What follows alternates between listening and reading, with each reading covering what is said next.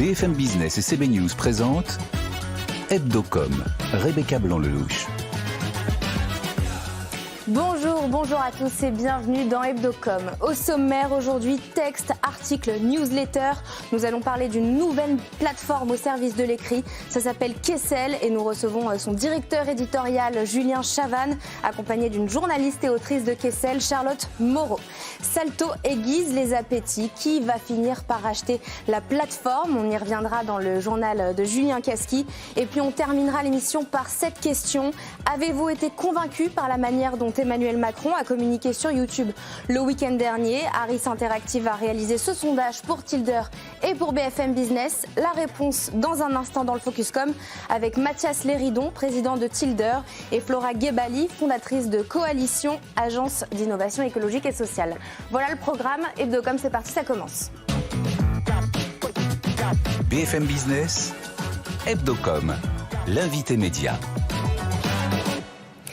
Et comme chaque semaine, je suis accompagnée de Frédéric Roy, rédacteur en chef CB News. Bonjour Frédéric. Bonjour Rebecca. Et notre journaliste BFM Business, Julien Casqui. Bonjour Julien. Bonjour Rebecca, bonjour à tous. On va s'intéresser aujourd'hui à une nouvelle plateforme de texte et de newsletter qui permet d'écrire des articles, de les envoyer à ses abonnés, de mettre en place des abonnements payants. Ça vient d'être lancé et ça s'appelle Kessel. Pour en parler, nous accueillons Julien Chavannes. Bonjour. Bonjour Rebecca. Vous êtes directeur éditorial de Kessel et anciennement rédacteur en chef du magazine Néon. Et Charlotte Moreau, bonjour. Bonjour Rebecca. Vous êtes autrice sur Kessel notamment et journaliste pour le L.fr. Merci à tous les deux pour votre présence. Julien, Kessel vient de lever plus d'1,5 million d'euros. Est-ce que vous pouvez nous dire qu'allez-vous faire avec cet argent? Quel est le pari de Kessel? Et pour imager, pour vulgariser un petit peu, est-ce qu'on peut dire que Kessel ambitionne d'être une sorte de Netflix de l'écrit? Alors, on est une plateforme, donc la comparaison fonctionne dans une certaine limite. Notre ambition, c'est de donner naissance à une nouvelle économie de l'écrit. Là où la comparaison s'arrête avec Netflix, c'est que sur Kessel, il est possible de s'abonner et donc de donner de l'argent directement à son auteur ou son autrice préférée. C'est comme si sur Netflix, vous donniez de l'argent qu'à une série en particulier ou qu'un seul showrunner que vous aimiez particulièrement. Donc l'idée, c'est celle-là, c'est de rétablir un lien entre le lecteur et l'auteur, un lien privilégié qui permet donc à l'auteur d'écrire dans un espace qui lui est dédié, dans une partie blog, et d'envoyer ses articles ensuite à ses abonnés, et de pouvoir avoir une conversation avec son lectorat et de solliciter un abonnement payant s'il le souhaite. Quelles sont les trois grandes choses que vous allez faire avec les 1,5 million d'euros que vous venez de lever? Déjà, il y a une plateforme à construire, à faire tourner. Elle est en permanence challengée, en amélioration. On vient de sortir de la bêta la semaine dernière. Donc on a une V1 officielle. Je vous invite à la consulter sur www.kessel.media. Il y a plein de nouveautés qui vont apparaître dans les semaines et les mois à venir. L'idée, c'est de co-construire la plateforme avec les auteurs et les autrices qui écrivent déjà sur Kessel. Il y a aujourd'hui environ 80 auteurs actifs sur la plateforme. On a un groupe WhatsApp qui leur est dédié, sur lequel on discute en permanence avec eux, ce qui nous permet d'avoir leur remontée et de savoir dans quelle direction on doit aller, notamment d'un point de vue technique. Charlotte Moreau, vous êtes lancée sur Kessel en juin dernier, si je ne me trompe pas. Au début, c'était avec une newsletter gratuite, puis vous avez créé Glorybox, qui est un feuilleton mensuel qui a convaincu 200 abonnés payants à date. Est-ce que vous pouvez nous raconter comment tout ça s'est mis en place, comment vous avez connu Kessel, puis la suite? Kessel, pour moi, c'était l'opportunité d'enfin créer un lien avec ma communauté qui soit rémunérateur pour moi. Parce que j'avais effectivement une newsletter déjà gratuite que je faisais ailleurs, que j'ai déménagée et gardée gratuite sur Kessel. Et je me suis dit, pourquoi tenter cette aventure-là? Est-ce que faire la même chose, mais en faisant payer, pour moi, c'était rompre le contrat de confiance et de lecture avec ma communauté. Créer autre chose, avec une vraie démarche littéraire, c'était ce qui m'intéressait. Donc pour moi, j'ai tout de suite pensé à une stratégie double, de proposer deux formats, un gratuit et un payant. Et donc le format payant, c'est l'équivalent d'un livre pour moi que je publierais un chapitre par mois. Julien ? Ça vous permet de gagner votre vie à 100% cette activité ? Alors c'est un complément de salaire et c'est clairement déjà beaucoup plus rémunérateur que si j'avais été édité par une maison d'édition classique. J'ai déjà publié 3 livres avant ça. Et quand vous publiez un livre, en général, vous avez entre 5 et 10% du prix payé par le lecteur qui vous revient. Kessel, c'est plus de 80%. Justement, Kessel se rémunère aussi grâce à ça à la hauteur de 10% des revenus qui sont générés par les newsletters payantes. Est-ce que vous avez d'autres sources de revenus et est-ce que vous vous êtes déjà posé la question de peut-être qu'on peut rajouter de la pub aussi sur la plateforme ? Non, notre modèle, c'est celui-ci, c'est 10% des abonnements payants. Ce qui signifie notamment que si on lance une newsletter gratuite, le service est gratuit. L'outil, comme l'accompagnement éditorial, parce qu'en plus de la plateforme, on propose un accompagnement éditorial avec notamment ma collègue Aude Walker, qui est l'ancienne rédactrice en chef de Stylist, pour accompagner les projets, pour discuter avec les auteurs, les autrices, pour savoir l'angle, la manière dont ils doivent présenter leur newsletter. On a une expertise newsletter aujourd'hui de plus en plus affirmée, donc on sait ce qui fonctionne, on sait ce qui plaît aux lecteurs, aux lectrices, on sait quelles sont les bonnes manières de trouver son rythme de parution, son esthétique, sa maquette, son ton.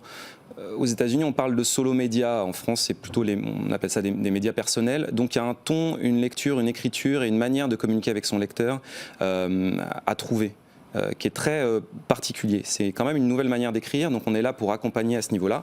Et pour revenir au point de départ, on ne se rémunère qu'avec ces abonnements payants. Charlotte, ça fait donc 6 mois que vous êtes sur la plateforme. Est-ce que vous avez des règles ou des consignes qui sont imposées par Kessel en tant qu'autrice à respecter ? Absolument aucune.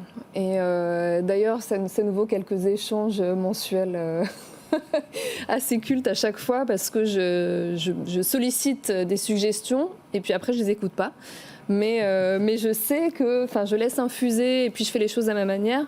À chaque fois, Julien me répond « mais tu es ta propre boss ». Donc vous demandez quand même la permission ? Je lui montre ce que je prépare quand je suis suffisamment à l'avance. Je lui demande son avis. Est-ce que tout est compréhensible ? Est-ce que là, j'étais pas trop la tête dans mon histoire ? Est-ce que toi, tu comprends tout ? Et c'est vraiment sur un souci de clarté où là, pour moi, c'est super précieux d'avoir ces échanges. Et après, quand il essaie de me faire des suggestions éditoriales au sens plus large, en général, je l'envoie bouler. Puis après, je réfléchis et je fais ma tambouille de mon côté. Ça, c'est un accompagnement éditorial qui est assez soutenu parce qu'on se connaissait avant l'aventure Kessel, on est amis surtout. Mais effectivement, ça peut aller jusque-là, c'est-à-dire des conseils éditoriaux, de la relecture si besoin, petite correction orthographique si besoin aussi. Mais c'est hyper important de dire que l'indépendance éditoriale est totale. Les auteurs et les autrices de Kessel sont leurs propres rédacteurs en chef, rédactrices en chef. Et d'ailleurs, on espère qu'il y aura des collectifs à terme qui viendront publier sur la plateforme. C'est déjà un peu le cas et pourquoi pas aussi des médias indépendants dans le futur. Pour terminer cette interview, on va passer à l'étude de cas avec vous, Julien Casqui. Et oui, parce qu'on est tous des cas particuliers, on va étudier les cas Moreau et Chavannes. 10 questions, réponses en rafale, 2 minutes. On peut lancer le chrono, top, c'est parti. Allez, honneur aux femmes. Charlotte, votre réseau social préféré ? Instagram. Julien, votre réseau social préféré ? Instagram aussi. Julien, comment vous informez-vous ?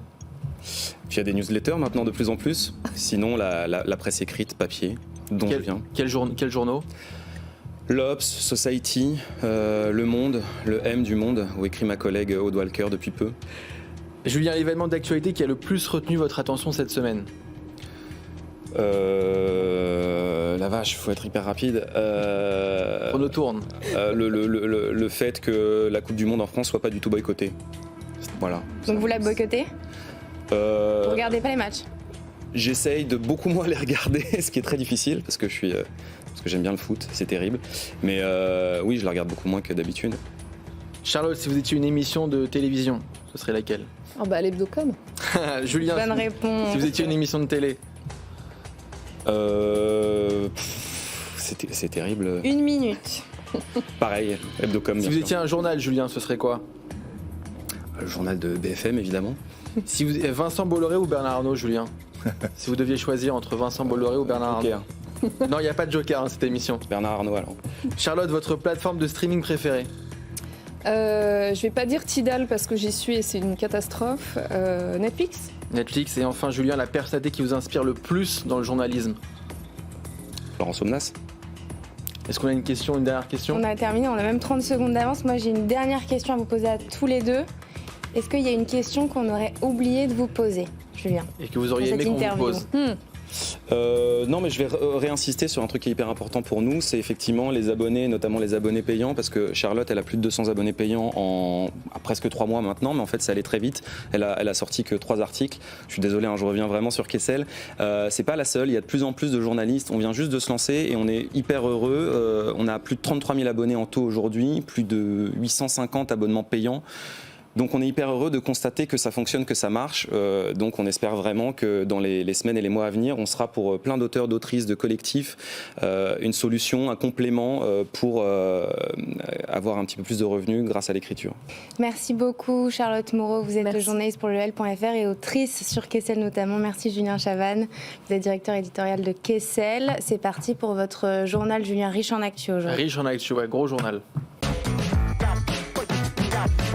BFM Business, Hebdocom, le JT de la com. Et on commence ce journal par Back Market qui a été récompensé cette semaine pour la pub la plus efficace de l'année. Pour être la pub la plus efficace de l'année, Julien. Exactement, le spécialiste du reconditionné a gagné le Grand Prix EFI 2022 pour sa campagne New is Old, imaginée par l'agence Marcel. Cette campagne met en avant la meilleure empreinte carbone d'un smartphone reconditionné plutôt qu'un neuf. Et elle a permis à Back Market d'augmenter ses ventes, Rebecca, de 50%. De 50%, exactement. Pour Marie-Pierre Bordet, déléguée générale de l'Association des agences de com, c'est un très bon exemple d'une campagne réussie et efficace.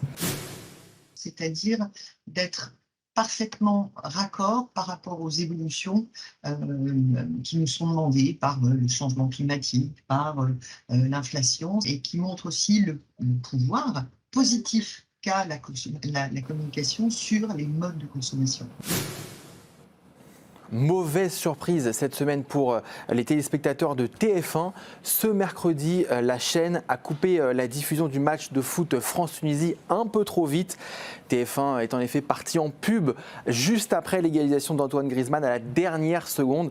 Problème, malgré son coup de sifflet final, l'arbitre a souhaité faire appel à la vidéo et a annulé le but du joueur français. Donc les téléspectateurs n'ont pas pu suivre cette annulation, tollée sur les réseaux sociaux avec le hashtag Merci TF1. Grégoire Margoton, le commentateur de la rencontre, a même dû s'excuser en direct, tout comme TF1 dans un communiqué de presse. Et puis derrière, il y a eu un super coup de com' de la part de BetClick qui, dans la foulée du match, a dit qu'il paierait les parieurs qui avaient misé et sur le nul et sur la défaite des Bleus. Et oui Rebecca, maintenant c'est à vous. Salto aiguise les appétits selon nos confrères de la lettre A. Amazon et Canal+ souhaiteraient racheter la plateforme. En revanche, un temps pressenti, Molotov dément tout rachat de sa part mais promet des annonces prochainement. Stéphane Sidbon-Gomez, le numéro 2 de France Télévisions, était sur ce plateau. La semaine dernière, il a confirmé que les discussions étaient en cours pour trouver à Salto un nouvel actionnaire. Salto est estimé à 135 millions d'euros. Après les polémiques et les scandales, le monde des influenceurs va-t-il être encadré ? Le gouvernement va organiser une table ronde avec l'ensemble des parties prenantes du secteur le 9 décembre. Alors participeront à cette réunion des agences d'influenceurs, des annonceurs, l'autorité des marchés financiers et la direction générale des entreprises. Cette table ronde pourrait être une prémisse à une future loi votée dans les prochains mois. Apple suspend ses investissements publicitaires sur Twitter. Comme Nestlé ou Chevrolet, Apple s'inquiète de la non-modération des contenus sur la plateforme après le rachat d'Elon Musk. Apple est l'un des principaux annonceurs de Twitter avec plus de 100 millions d'euros dépensés sur la plateforme chaque année. Selon l'ONG Media Matters, Twitter a perdu la moitié de ses plus gros annonceurs. Et puis on termine ce journal avec notre campagne chouchou. Alors moi c'est ma chouchou des chouchous. Cette semaine c'est celle du SIDAction. À l'occasion de la journée mondiale contre le sida, ce jeudi, le SIDAction a voulu sensibiliser les plus de 50 ans à mieux se protéger. L'association a fait donc appel à vos chanteurs préférés, Rebecca, des années 80 comme Lio, Dave ou Émile et Image. Ils ont réécrit et réenregistré leurs plus grands tubes. On écoute.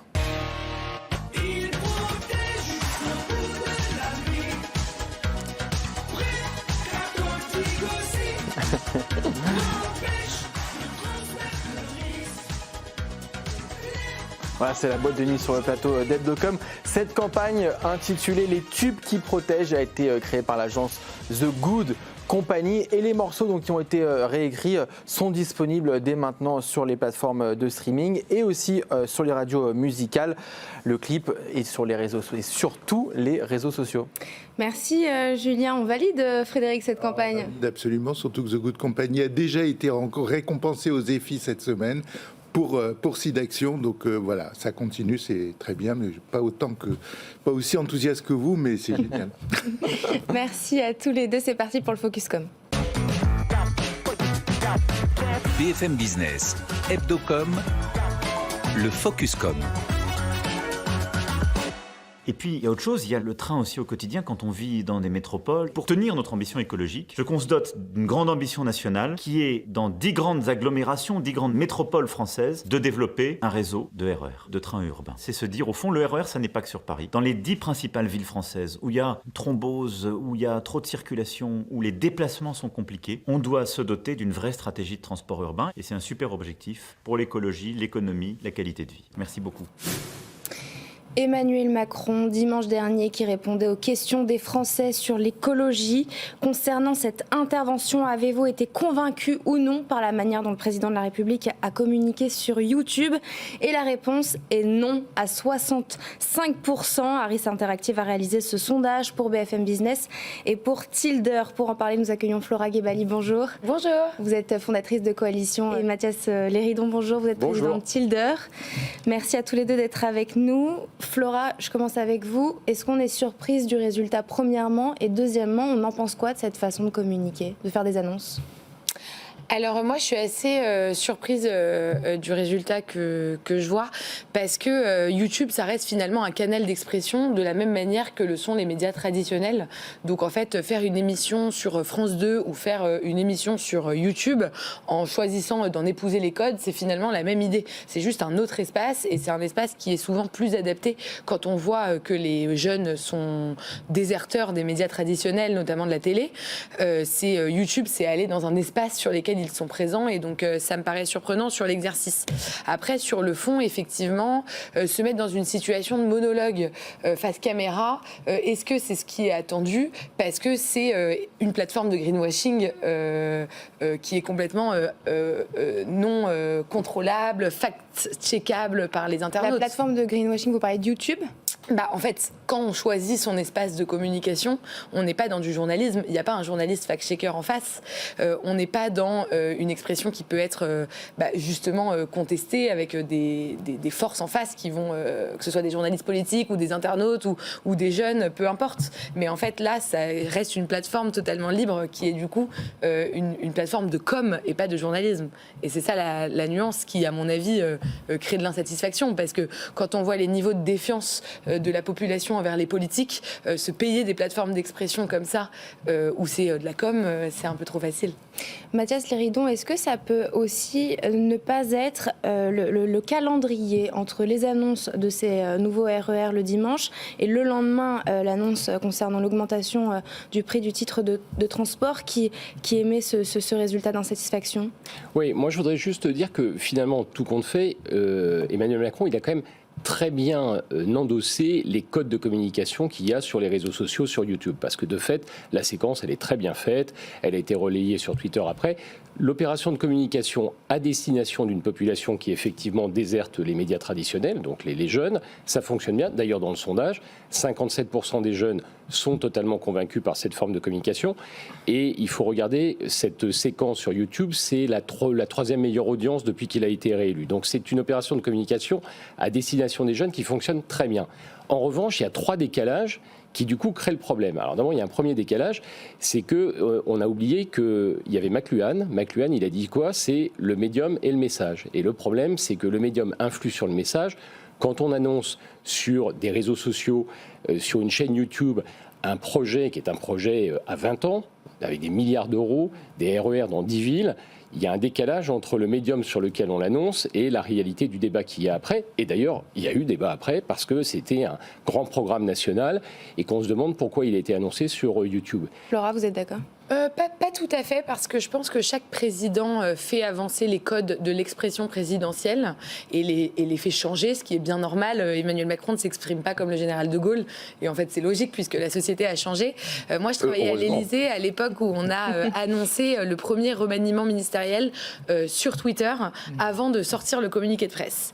Et en fait je me rappelle qu'à l'époque, je rentre dans les détails, mais à l'époque déjà le service de presse avait hurlé parce que ça a toujours été depuis le début de la Ve République un communiqué de presse qui annonce, après l'annonce du secrétaire général, le remaniement. Donc c'était déjà changer des habitudes.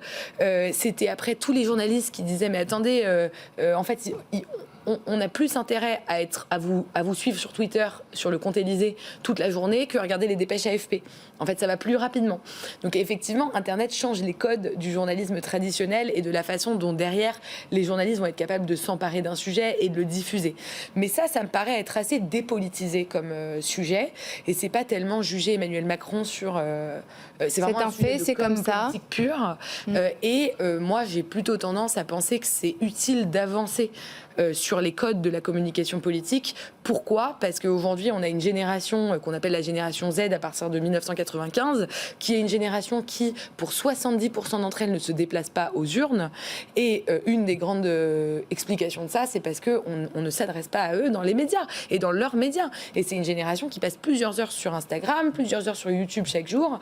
Si on ne va pas leur parler dans les endroits où ils se trouvent, alors forcément, on ne va pas régler ce problème démocratique. C'est très important de leur parler. J'ai tendance à être pour l'évolution de la com politique. C'est très important de leur parler, mais il ne faut pas que le fond du message soit en fait manipulé par le médium avec lequel on leur parle. C'est-à-dire que là, l'évolution des codes de communication, parfait, et il le fait très bien. Et d'ailleurs, c'est salué. Il ne le fait pas trop bien, presque, parce qu'on a l'impression qu'il surjoue. Il joue un peu au monsieur parfait. C'est la cohérence entre l'évolution des codes de communication et ce que l'on met comme contenu derrière. Il aurait fait ça et on aurait eu un grand programme gouvernemental annoncé par la Première ministre ou par Clément Beaune le lendemain. Tout le monde aurait dit formidable, d'ailleurs parce que les Français sont à fond pour le fait d'avoir des RER dans les grandes villes. Il n'y a pas de débat. Aujourd'hui, majoritairement, les Français sont pour. Ce qui crée le trouble dans la question qu'on a posée, c'est qu'en fait, on se dit, mais pourquoi avoir utilisé ce canal de communication qui n'a pas été relayé ? Et sachant qu'en plus, le lendemain, on a eu la polémique, effectivement, sur l'augmentation des transports en Ile-de-France. Donc, c'est vrai que c'est l'opérationnalité. Donc, moi, je dis sur l'opération de communication, sur le dispositif, c'est parfait. Et ça va vraiment dans le sens d'un meilleur dialogue avec les Français. C'est pas, d'ailleurs, la réaction qu'on avait eue à l'époque avec McFly et Carlito. Au contraire, là, vraiment, tout le monde est content. Après, il faut faire attention. Les codes de communication, c'est bien. Le fond, la politique, c'est malgré tout quand même du fond. C'est malgré tout des grands programmes. C'est une vision de la société. Et il ne faut pas qu'on ait l'impression que, justement, la communication devient finalement un coup de buzz et pas simplement un grand programme politique. Alors ça, je suis entièrement d'accord et c'est pour ça que je dis attention à la plateforme de greenwashing complètement sur mesure qu'il fait avec sa chaîne YouTube. Le problème des réseaux sociaux, c'est qu'on est tout le temps entre la com et le journalisme en fait. Et donc là, s'il n'a plus besoin d'un journaliste politique pour faire ses annonces, je pense qu'on touche la limite de ce système parce que c'est le métier du journaliste politique de vraiment créer de l'information vraie, de qualité et il faut faire attention parce que les réseaux sociaux, ça supprime beaucoup de métiers au passage, qui sont des métiers qui existent pour des bonnes raisons. Et on ne peut pas le faire sur YouTube, de l'information vraie et de qualité ? Si. Mais c'est là que c'est à lui de s'imposer des règles. Aujourd'hui, il va avec une rédaction, la rédaction de BFM. La rédaction de BFM va lui imposer des règles et va dire voilà, nous, on va vous poser ces questions-là, on choisit nous les questions qu'on vous pose, etc. Et c'est en ça que je pense qu'il faut faire très attention quand on est un homme politique, mais aussi même un chef d'entreprise ou en tout cas une personne avec des responsabilités publiques, à quand même respecter le contradictoire, les journalistes, etc. En tout cas, respecter les codes du débat démocratique. Parce que ce qui est vrai, c'est qu'ensuite, on est très vite aspiré vers une espèce de système de communication qui était d'ailleurs celui de Trump aux États-Unis, où finalement, on retiendra du mandat de Donald Trump la série de tweets et pas les grands discours.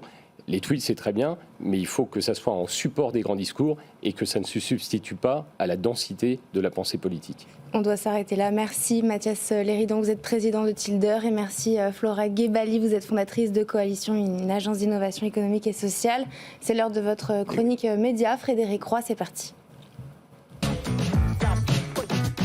BFM Business, Hebdocom, la chronique média. Frédéric, aujourd'hui, vous vous projetez dans le futur des médias. Oui, Rebecca, cette semaine, l'Institut Kantar a livré sa vision de l'évolution des médias pour 2023. Une année qui, comme vous le savez, s'annonce assez houleuse avec une situation économique pour le moins tendue. Et que nous promettent alors ces prévisions ? Alors, 5 tendances. La première, c'est le croisement des stratégies de programmation entre la télévision linéaire et les plateformes des VOD. Les télévisions linéaires, on l'a vu d'ailleurs la semaine dernière avec Stéphane Sidbon-Gomez qui nous parlait de Salto. Les télévisions linéaires, elles utilisent de plus en plus la VOD, les plateformes, elles s'inspirent et elles s'en servent beaucoup, que ce soit TF1, M6, le service public.